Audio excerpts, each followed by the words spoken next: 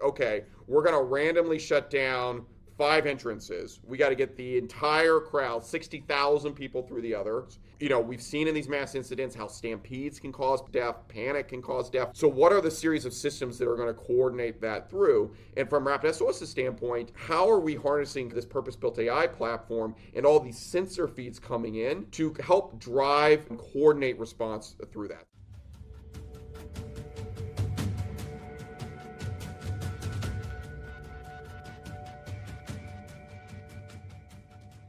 One of the first episodes, actually, I think it might have been the very first podcast episode for America's Cup, was about security, which is always going to be an issue at a mega event or when mass amounts of people congregate, but especially in a country, and I said this last time, a country with a lot of enemies geopolitically, a lot of guns, a lot of political division, also capacity for things like natural disasters. And so in that episode, I talked to Juliette Kayyem, who was a great guest, former DHS under Obama. And she ran through all the different scenarios and really gave an amazing kind of top level discussion about security protocols. And so I encourage you to go back. That's episode 1. Go check that out. But as we fast approach the World Cup now, I wanted to take another look at security, especially, as things have ramped up since that episode, war with Iran, etc. I wanted to take a deeper dive into a specific solution or what actually is being done on the ground or behind the scenes when, God forbid, something happens. So I talked to Michael Martin, who is the CEO and founder of RapidSOS, which is a public safety AI company. What they say they do is they enhance 911 calls, improve intelligence, real-time intelligence for first responders and security teams so that they can respond faster and more accurately when disaster strikes, whether that's some of the stuff we talked about or a simple medical emergency or what have you. So RapidSOS works with municipalities all over the country, including the 16 host cities. So they will be plugged into this network. And how it works is, whereas in the past, security teams would have relied on things like caller name and cell tower location, and that's it. This uses connected apps to provide more detailed information. So we're talking things like Uber, Apple, Google, all that stuff that has all the detail on you that you wish they didn't sometimes, down to your location, where you called from, when you called, what you might have been doing at the time. So I wanted to find out a little bit about how that works, especially in an ecosystem where there are so many people involved, so many teams involved. It's not just the municipalities and local agencies, it's law enforcement, it's private security teams, it's FIFA, and all these cities work in such different ways according to the infrastructure. So I wanted to find out a little bit about that, as well as the privacy issues. Like I mentioned, a bit uncomfortable for some of us to think what these apps know about us. So how is RapidSOS using that data exactly? Here is my chat with Michael Martin. Well, Michael, thanks so much for being here. Appreciate you coming on. Yeah, thanks for having me. Michael, just tell us a little bit about RapidSOS. What exactly do you do? Yeah, RapidSOS is the leading public safety AI company. So we spun out of MIT back in 2015. It's been kind of a 12-year, $500 million R&D effort. But we've worked with 23,000 plus federal, state, and local agencies to unify emergency response operations. Today, we power about 500,000 emergencies in 16 countries every single day. We've managed over 1.1 billion emergencies in partnership with just the incredible first responders that live in our communities.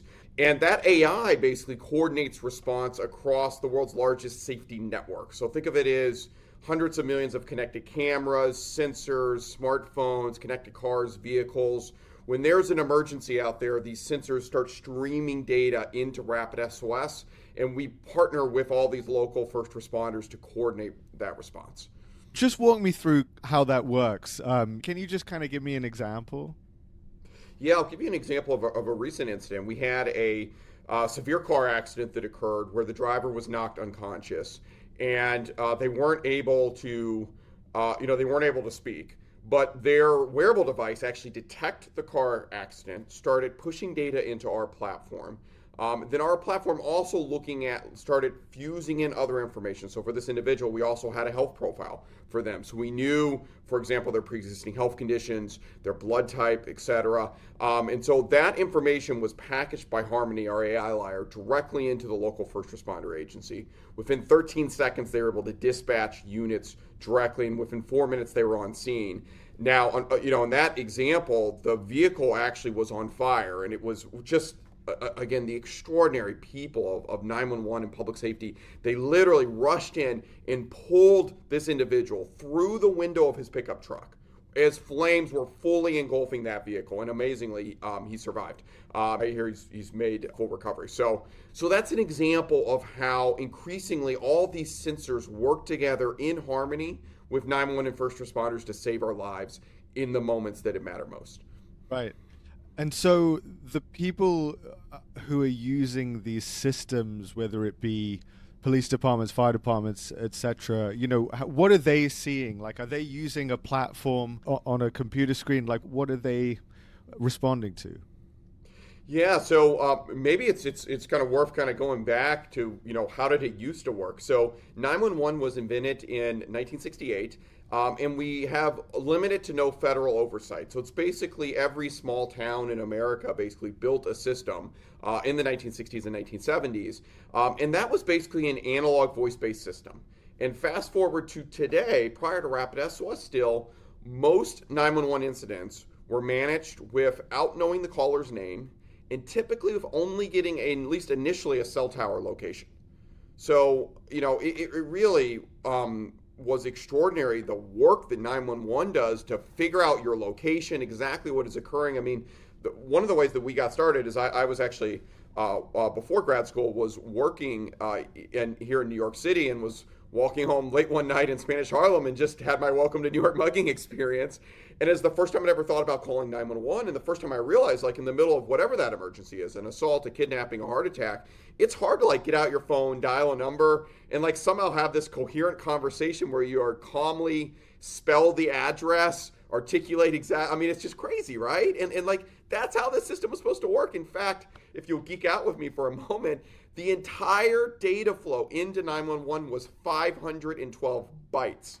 And just to put that in perspective, I know you grew up in the UK. The very first transatlantic telegram between the Queen of England and President Buchanan in 1858 was 617 bytes of data. So it's like, 165 years later, with an iPhone in your pocket, and 911 didn't even know your name. I mean, it was crazy. So, that obviously has been totally transformed through this 10-year partnership with public safety. And today now, 911 is going to see instantly popping on their screen and really across all these different systems they're using. RapidSOS's Harmony AI layer is feeding all this context and information, doing things like translating the call into English, quickly identifying, are there weapons involved? Is there hazmat involved? Pulling in how do we respond to that? Pulling up camera feeds on scene. So this total transformation, and from that legacy analog call to this AI moment.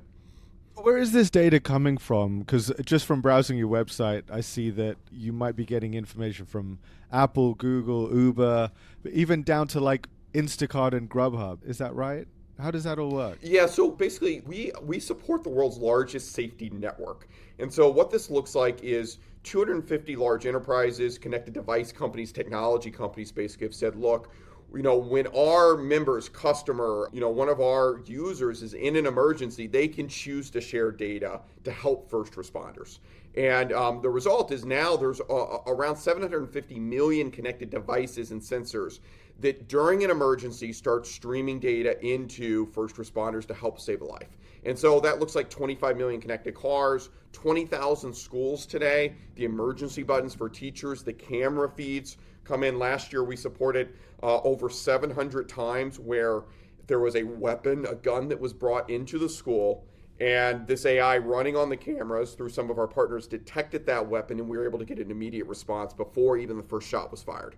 So you're seeing kind of the power of this technology across this ecosystem of connected devices to help save lives. What are the privacy concerns? I mean, because that sounds a bit scary to me that, Apple knows where I am at exactly that time and what I'm doing and what I'm saying to someone. Like, I understand that it's helpful, but is it understandable to be worried about all this information that these companies have on us? Yeah, I think it's really important to clarify. So, RapidSOS, we don't see any information unless you've specifically dialed 911 or you've enabled a service and you subscribe to a service that detects an emergency for you. So let me give you a few examples of that. So we have no idea who you are, your location, or any of that stuff unless you dial 911 and you've actively said, I need to be saved. And then from there, that kicks off a stream of things that depend on your settings. So yes, in your iPhone, you can choose to share your medical ID, your health information. That's a setting in your health app. And millions of Americans have done that, and we've seen the power of that to save lives. But we also all day long manage emergencies where we don't, the users decided not to share that. And that does mean that in an emergency, you've got to explain that stuff verbally still. So people kind of make decisions on these sorts of things. So the example of the schools that I mentioned, these are schools where they've subscribed to and bought a service to say, hey, we put all these cameras in our schools, but the problem in these events is we don't have enough security personnel to watch those cameras. So we're going to ask, AI in partnership actually with a professional operational team. We partner with a group called Zero Eyes on this, that is a group of former military operatives, where basically when that AI detects a weapon, their highly trained human immediately verifies it, and then with one click, we're dropping that directly into the hands of local public safety to start that response process. So, you might have a home security system where after that sensor detects an alarm, you subscribe to a service to get the police or the fire department to you. Maybe an aging parent has one of those, help by phone and can't get up sorts of services. So we're powering all those sorts of things, including, a lot of the safety response in the gig economy. So there are over 5 million lone or remote workers across the United States where we support if they have an emergency. So these are folks that are, making deliveries sometimes in less safe areas. They're driving people that are intoxicated home from, a night out and things like that, or they're just dealing with medical emergencies. Just to recap, so we only see any data if you've called 911 or you've subscribed to a service that has detected an emergency in real time. Okay, so I guess we should talk about how this all relates to the World Cup. Well, first of all, like what host cities are you working with? Yeah, so RapidSOS supports 23,500 state and local government agencies, which does cover today 99.7% of the U.S. population. So every one of the 16 host cities are using RapidSOS. Now, people use it in different ways, in different capacities, but basically every emergency that occurs in those host cities, we will be helping to support the incredible work of those local public safety teams to keep those cities safe. Okay. So what are the kind of threats or emergencies that you're focused on looking out for during something like the World Cup? Yeah, so I think there's three things that we start to think about there. So the first is just any time when you have a concentration of humans in one location or one spot, you get a higher density of emergencies. So statistically overall, 3 out of 4 Americans called 911 last year. We had 240 million 911 calls spread out over 330 million Americans. So it is just, unfortunately a reality of the modern times that it's medical emergencies, it's falls, right? It's things like that just occur in normal life. And when you gather a lot of people together, that occurs in concentration, just in a statistically normative way. So the challenge for public safety, right, is you get spikes in those sorts of events. And so do you have enough capacity to kind of manage through that? So I think that's challenge number one. Challenge number two is we take that first challenge, and now we're dealing with a lot of foreign nationals entering the United States. So it's estimated that between 1 and 10 million international visitors will attend the World Cup in the United States this coming year. Hard to know how many people are coming with everything going on, but yeah. Yeah. So, these are folks that are not going to know their location or surroundings. They won't be familiar with it. They may be non-native English speakers. They may not be able to speak English at all, right? So you already have a higher concentration of 911 calls. Now you have folks that aren't able to verbally articulate what is occurring. So that's challenge number two. Then challenge number three is obviously we are living in a new reality, a challenged geopolitical state, a lot of unrest and uncertainty. Safety is becoming a preeminent topic of the modern era, unfortunately, and that creates threat, right? And so, we are supporting our public safety agencies as they work through a variety of heightened threat environments. We did this for the Super Bowl this past year. where we supported 93 emergency incidents around the event or around the surrounding venues during the few days leading up to it. So we do a lot of work with our local public safety agencies to really tabletop exercise and rehearse and practice for, God forbid, some sort of major event like a shooting, a bombing, a terrorism attack, that sort of event. So those are the three kind of dimensions of challenge that we're thinking about as we lead into this major event. Okay. Once again, can you sort of give me a hypothetical example of, I mean, let's go with like an example that affects fewer people. So let's say someone has a medical emergency. I think someone sent me the example of like someone's choking on a hot dog at the stadium, right? Which, you know, God forbid, we want everyone to enjoy their hot dogs at the game. But, you know, something like that happens. How is SOS stepping in? Yeah, so medical emergency obviously is the leading cause of death in the United States. Just out of hospital cardiac arrest specifically will cause 1,000 fatalities today alone. And so response time matters in these incidents. In fact, it is a 10% reduction in mortality rate for every minute you save in response time. So the impact in getting someone to the scene faster really matters in these incidents. So let's talk about the old way, how that would work. Someone has a medical emergency at one of these event venues. They or a nearby bystander calls 911. Again, that call pops at the 911 center. There's limited to no information on their location or who they are. So you have to have this series of conversations. Now, you've probably attended some of these events. You can probably articulate, hey, I'm at this stadium. I'm at MetLife Stadium.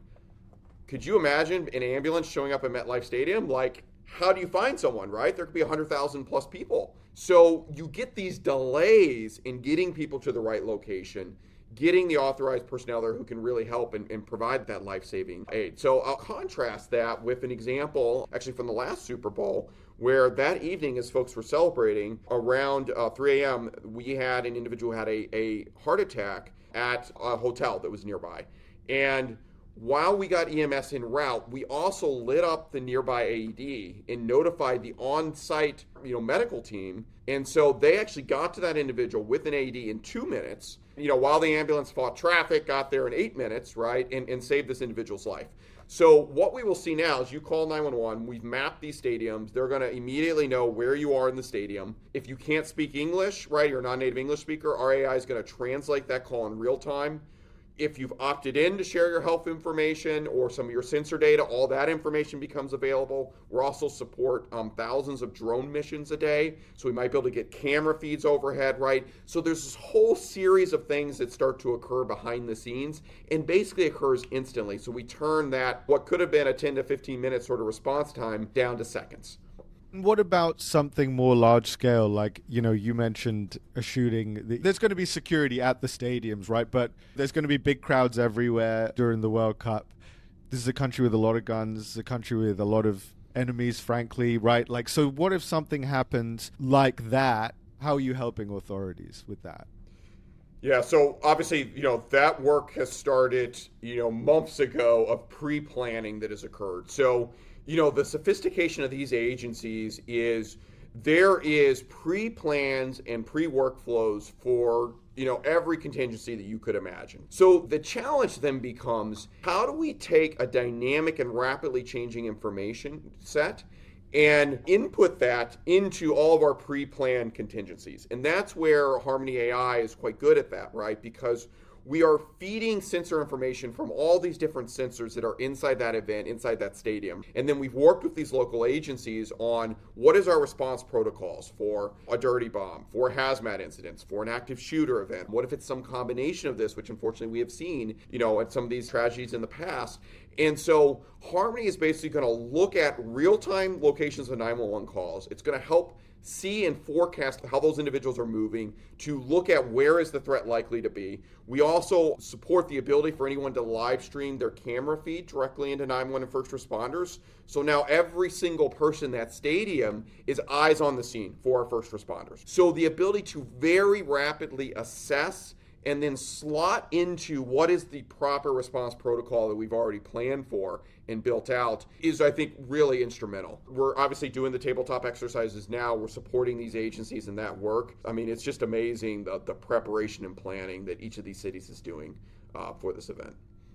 How much Is each city looking at, or are you helping each city look at the countries they're expecting to play at their stadium, the visitors they might be coming, where they're coming from, and kind of that country's relationship with the US, and, assessing, I suppose, like geopolitical risk? Does that come into it? Yeah, the planning behind the scenes is quite sophisticated on this, right? So I'll give you a few examples. The most sophisticated cities are running their own intelligence divisions, counterterrorism operations, et cetera, where they are constantly kind of evaluating threats. They're using a variety of tools. RapidSOS is one, but there's a ton of other tools they're using to look at open source intelligence, chatter on like Twitter and social media feeds and things like that. And absolutely looking at, certain teams are going to have a higher risk and higher threat profile than others. Also, the fan bases coming in are going to operate differently. They have different customs and traditions. They have different languages.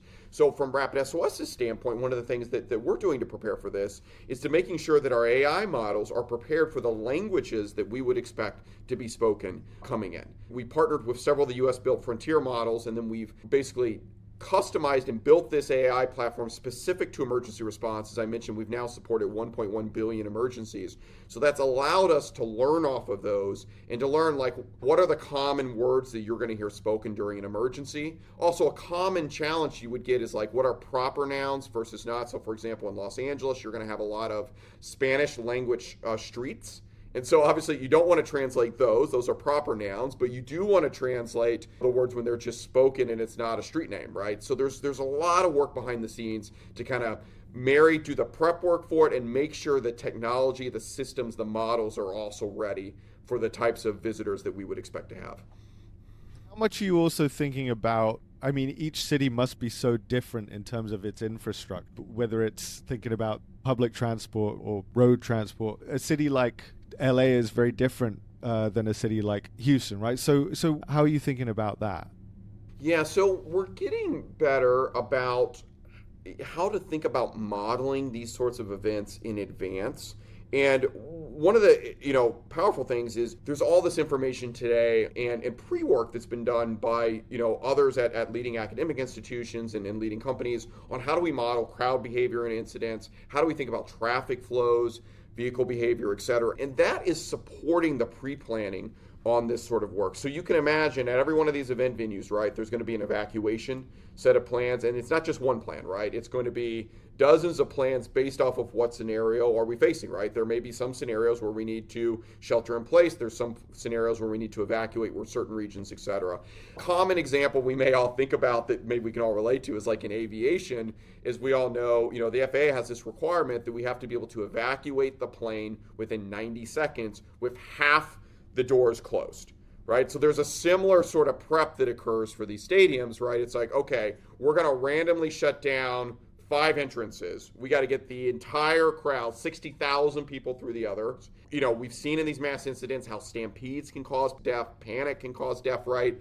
So what are the series of systems that are going to coordinate that through? And from RapidSOS's standpoint is how are we harnessing kind of this purpose-built AI platform and all these sensor feeds coming in to help drive, and coordinate response through that. An example of that is we've worked on this advanced messaging platform out to folks during an emergency that can support all the rich messaging capabilities. And so that allows public safety agencies to coordinate and communicate directly with you. And then we're able to use AI as a multiplier for those public safety teams. So if before, maybe in a major incident, you would have been stuck on hold with 911. Now you're going to see Harmony has an ability to still triage that incident with you, pass through your critical information into local first responders, and still provide response instructions, even if there's not a dedicated human who's able to walk you through that in real time. Right.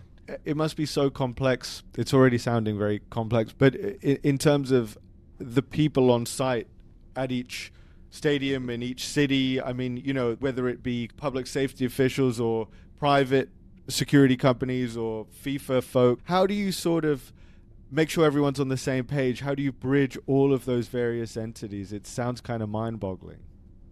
Yeah, so traditionally there's a combination of tech and really rigorous people operations on that. So what you will find is there will be fusion centers stood up for each of these event venues, both at kind of the emergency operations center for the city, and then typically there will be a version of that on site as well. When we use the term fusion center, that means we have all parties in one physical space command. So you might have relevant state agencies, you're going to have federal agencies, you're going to have obviously all the local agencies as well, so 911, police, fire, EMS. If there's specialty response teams as well, they'll have representatives there. And then folks are going to have interoperability on comms on these sorts of events as well. So obviously we've all seen, public safety agencies and their radios, so those will be stitched together. And there's a real orchestrated system of how you do that so you don't congest radio waves, et cetera. And then, RapidSOS now, we've worked with those agencies so everyone has a common data operating picture of the incident. And so now, whether you are, a first responder rushing into the stadium or you're in a command staff position or you're a drone operator, right, you have the same unified pieces of data. And then Harmony helps curate that for your specific role and responsibility. So if you are one of these officers running into one of these situations, you don't have time to watch a camera feed or whatever. So Harmony is going to help either a human or in an automated way tell you, hey, the suspect is in, section 13 wearing a dark hoodie sweatshirt and has an AR style rifle. So you see kind of the power of AI on one common operating plane to help coordinate response across all the different agencies. And you're exactly right. During the Super Bowl, we had, I think, 14 different agencies, private sector partners, obviously state and local agencies that were all, coordinating response in various fusion centers and now using this AI platform to kind of have that common operating picture. I actually just happened to be watching a news segment this morning on security at the World Cup, and I think it was they were interviewing a company called Helix International, and it just made me think, how many security and security adjacent companies are working on something like that? Are they kind of your competitors? Or are you working kind of in tandem with them? How does that all work?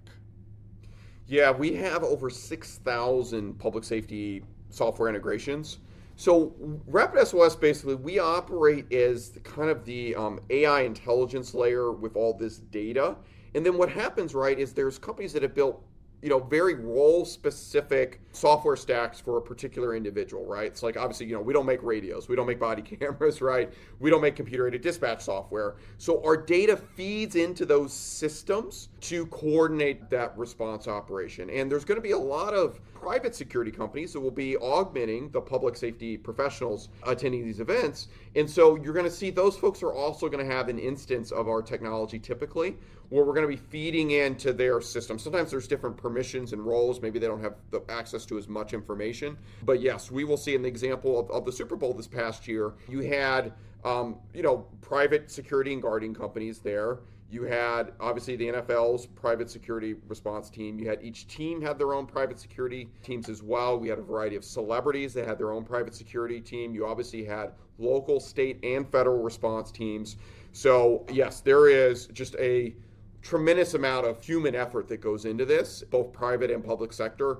And I think RapidSOS's goal is to make sure everyone's kind of connected on one common frame of information around that. That's right. I forgot about celebrities and their own private security entourages. That's a whole thing as well, right? What about, how are drones going to be used at this World Cup? Yeah, we're seeing drones are quite instrumental. We had a emergency outside Atlanta, Georgia last week where, once again, it was another one where the individual's not really able to speak at all, and we got a bunch of data in, and that agency dispatched a drone, and it was in less than a minute.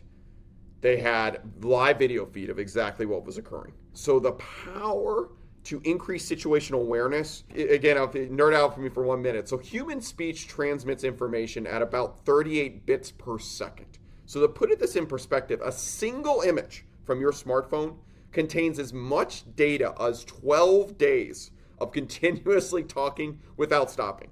The power of a drone to provide critical situational awareness is quite powerful. So just yesterday, I was at one of the World Cup stadium sites. They have 3 drones that actually can launch from the roof of the stadium. And so any 911 calls basically in the parking lot and the surrounding area, any suspicious activity, etc., Again, our AI is going to feed directly into that system. That drone will be headed out to, make sure those folks are safe and to provide immediate backup and support if needed. So drones are completely transforming, the ability to immediately understand what is occurring.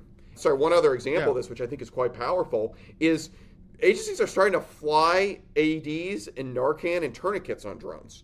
So we have a number of agencies now where we've had folks whose lives were saved, where they called 911 and it was going to take 8-10 minutes to get personnel to them. We got a drone overhead and dropped for a bystander a connected AED that feeds back into our system. And now that 911 telecommunicator sees the telemetry coming off the AED, is able to coach the bystander on how to administer CPR with the AED, and that data also streams into the ambulance. So there's really cool applications of all this coming together.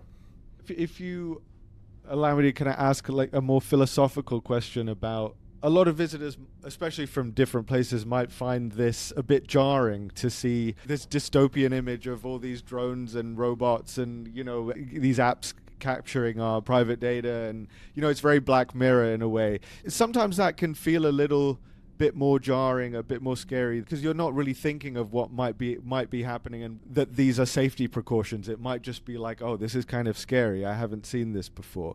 Is that a fair comment, and how would you advise people to act in those situations?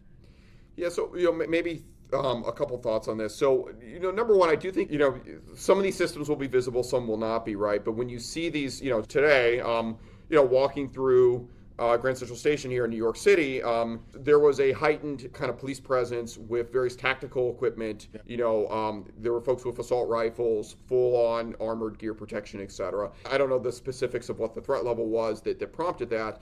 But I think for some folks, that is a visible reminder of the times that we live in, that is facing greater uncertainty, greater geopolitical challenges, greater war, and just the need for these sorts of systems. Some folks feel more safe for that. Some folks, the reminder can be stress-inducing. But I think all of us should have confidence in the amount of preparation and planning that goes into this sorts of work. So I think that's point number one. And then I think point number two is, this is not, as we talked before, right? Like, this information is only coming into these systems during a live emergency and what you've opted in to share. So, there is not some scenario here where this AI is like reaching into your device or anything like that, right? Like, if you call 911, yes, we're going to get your location and pass that to first responders. And then if you choose to share your health profile, or if you choose in real time to share your video feed, some of that stuff is available now. But those are all choices that we get to control and manage. And the exciting thing is that even if you choose not to share that, right, we are at least moving off of an analog phone call to a world where first responders have these systems stitched together. And then the final point I would say is data is powerful. There are situations where absent information, first responders have to make life and death decisions, including decisions that impact their own life. So there are examples, unfortunately, where homeowners, for example, when their home alarm went off, first responders, there was a shooting or even a fatality. So just to go down that micro example for 1 minute here, 90+% of home alarms in the United States are false. So you could be a first responder responding to a home alarm all day long, and for 10 years it's false alarms. And then the one time you show up, there's a person there with a gun who's trying to kill you. And so feeding through this information increases situational awareness, is perhaps first responders on what should they be expecting, and allows them to do their job in a more effective way and keep all of us safe. So yes, I think for some folks it may be jarring to see the enhanced security that we will be having during the World Cup, but I think all of us should have confidence in the amount of prep, training, and the professionalism of our public safety personnel that are out there doing that work. More scenarios I just wanted to ask about. One of them is natural disasters. One thing about this World Cup is, there are stadiums in risk zones like Miami for hurricanes, LA for wildfires, LA for earthquakes too, right? So how do you kind of help plan for evacuations, responding to any natural threats? Yeah, unfortunately, natural disasters have been rising, and their impact has also grown. And you are absolutely correct. I mean, fortunately, there's some amount of forecastability on some of these, but an earthquake is an example of sort of scenario that you have basically no warning for. So it starts with preparation and pre-planning, right, which all these agencies have done, and everyone has contingency plans in place for that. The second thing that layers on that is the technology augmentation, which RapidSOS supports. So I'll give a few examples of this. Today, one of the cool things is most of our devices can connect over satellite into emergency services. So obviously that's important in rural areas, but that's also important in dense urban areas if the terrestrial network goes down. So during the wildfires in Maui a couple of years back, even folks that were calling inside these towns, the cell service went down because the fires had taken out the cell site infrastructure. But we had a number of saves where people connected over satellite. And then many of these agencies now have backup satellite connectivity as well. I was with another agency yesterday where they had 2 separate fiber optic cables coming in. They had FirstNet cellular connection, and then they had Starlink as well. So you get this secondary, tertiary, right? Sometimes 4 or 5 different sources of connectivity. And now you start to feed in the, RapidSOS's AI, which is going to support and augment that team and be a force multiplier. So I'll give you an example of that. During Hurricane Helene, in the hardest hit areas in the Carolinas, we had over 600% spikes in 911 traffic. So you can imagine some of these rural agencies, maybe they have 2, 3, 4 911 telecommunicators on staff, and they are seeing hundreds of 911 calls coming through. And this is true, by the way, in almost any mass incident. You get massive spikes in 911 call volume and people sit on hold. So in the example of Hurricane Helene, Harmony actually stepped in to answer some of those calls that were on hold. Now, again, AI is never going to replace a human, right? We always want a human managing that 911 incident. But if it's sitting on hold, or at least getting the key information in to start coordinating response on, this can really be a force multiplier and help in those situations. And so, that will be running, in many of these cities to really support that. And the other thing we will be doing is certainly helping answer the more mundane calls. Hey, what time are the fireworks tonight? And noise complaints and stuff like that.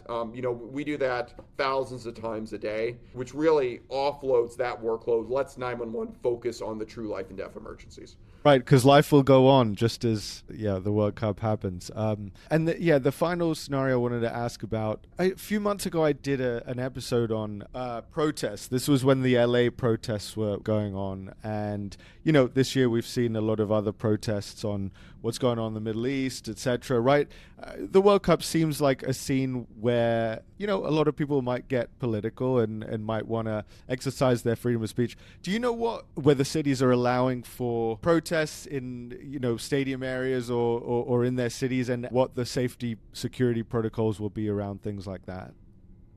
Yeah, so I probably won't be able to be specific on this, and folks could definitely reach out to their local cities on this. But generally, what we observe for our public safety partner agencies is, again, it's another great thing about being in America is that we support free speech and we support the right to assemble and express our opinions, et cetera. And so what you see in these events is typically, public safety is there to keep people safe in these events, not to shut it down, right? And when we see sometimes these protests get shut down, it's when the protest is evolving beyond, the rules and regulations that we've all agreed upon, in that particular city and in our society, where people are getting violent, for example. They're vandalizing local stores and things like that. But yes, I think, anytime we see these major high-profile sorts of events, right, in today's climate, I think, it is likely that we will see some folks doing that across the country. And I think public safety is going to be there to help keep them safe and to protect their rights and freedoms on that. And I think, all these agencies are going to have plans and contingencies on that sort of work. The specifics of that, I would need to point people towards their local communities. Yeah. Great. Well, Michael, any kind of final thoughts? I think I asked everything I wanted to, but, I suppose one thing that would be nice to end on is, what can people do, visitors, travelers, what can they do to make sure they're staying safe and just able to just have a good time, and any kind of tips for them, I suppose? So I'll answer that question, then also kind of one parting thought I think for all of us also to keep in mind. So in terms of keeping safe, it's obviously your choice, but information saves lives during an emergency.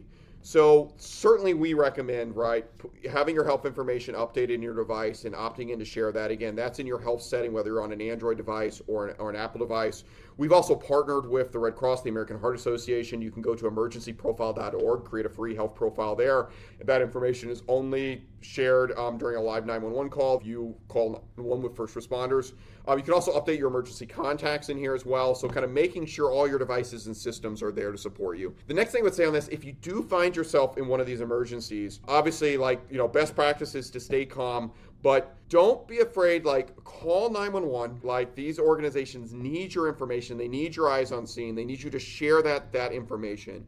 Try to maximize connectivity on this. So if we are in a mass event, these systems can get congested, particularly in local areas, and you'll see your device falling back on satellite connectivity and other means. So, what we would recommend in those situations is everyone can kind of Google this and see how your phone connects over satellite. So it's worth reviewing that, because there is a certain protocol for that. It needs to have visible. So if you're in a stadium and things like that, sometimes there's a certain way you need to point your device. And then don't think of calling 911 as the only option. You can also text 911 in most parts of the country and message 911 now. That can be quite life-saving, particularly in environments where bandwidth is constricted and constrained. You can do the prep work beforehand, right? Be prepared, have your information available to first responders, fill out those forms. Then, if you find yourself in one of these events, try to stay calm and try to communicate with local public safety. This gets to the overall last point, is there are going to be hundreds of thousands of public safety professionals out there in our communities at these events working to keep us safe. And I think so often we don't think about that. We recently released a documentary with the actor Jeremy Renner about how his life was saved on New Year's Day 2023 when he was run over by a snowcat. Yeah. And again, there had been 3 feet of snow. It was New Year's Day. Most of us were at home with our families, kind of, hunkered down. And these folks were fighting the snow, building a landing zone, dropping a helicopter, pulling this guy out of those situations. So let's always, as we wrap here, just remind ourselves of just the extraordinary work of the people of public safety in our communities working day and night to keep us safe. Yeah, that was a crazy story. I just remembered that. Yeah, glad he's okay in the end. Great. Well, yeah, Michael, really appreciate your time. Thanks for walking us through how all this works. Yeah, thank you for having me, and looking forward to having a great World Cup here. So yes, thank you. Amen to that. Exactly.